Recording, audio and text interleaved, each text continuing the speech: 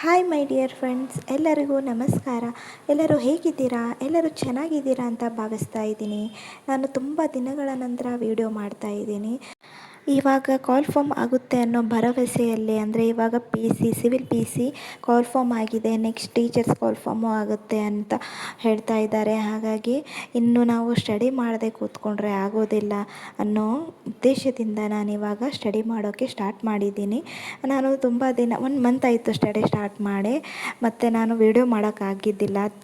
Time ತುಂಬಾ ಕಡಿಮೆ ಇದೆ. ಎಕ್ಸಾಮ್ ಕೂಡ ಆಗಸ್ಟ್ 2ನೇ ತಾರೀಕು ಅಂತ ಅಡ್ವಾನ್ಸ್ ಎಕ್ಸಾಮ್ ಡೇಟನ್ನು ಸಹ ಬಿಟ್ಟಿರೋದ್ರಿಂದ ಓದ್ತಾ ಕೂತ್ಕೊಂಡಿದ್ದೆ, ವಿಡಿಯೋ ಮಾಡೋಕ್ಕಾಗಿದ್ದಿಲ್ಲ.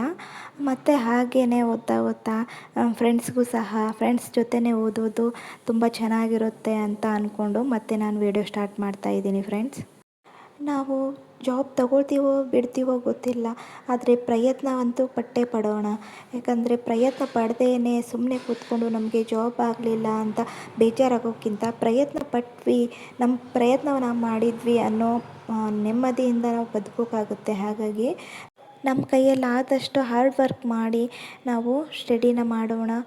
ಪ್ರಯತ್ನಕ್ಕೆ ಪ್ರತಿಫಲ ದೇವ್ರು ಕೊಟ್ಟೇ ಕೊಡ್ತಾನೆ ಅನ್ನೋ ನಂಬಿಕೆಯಲ್ಲಿ ನಾವು ಸ್ಟಡಿನ ಸ್ಟಾರ್ಟ್ ಮಾಡೋಣ. ಫ್ರೆಂಡ್ಸ್, ನೆಕ್ಸ್ಟ್ ನಾನು ನಾಳೆಯಿಂದ ಅರ್ಲಿ ಮಾರ್ನಿಂಗ್ ಎದ್ದು ಸ್ಟಡಿ ಮಾಡ್ತಾ ಇದ್ನಲ್ಲ ಫ್ರೆಂಡ್ಸ್, ಅದೇ ರೀತಿ ಸ್ಟಡಿ ಮಾಡಿ ವಿಡಿಯೋನೂ ಸಹ ಮಾಡ್ತೀನಿ.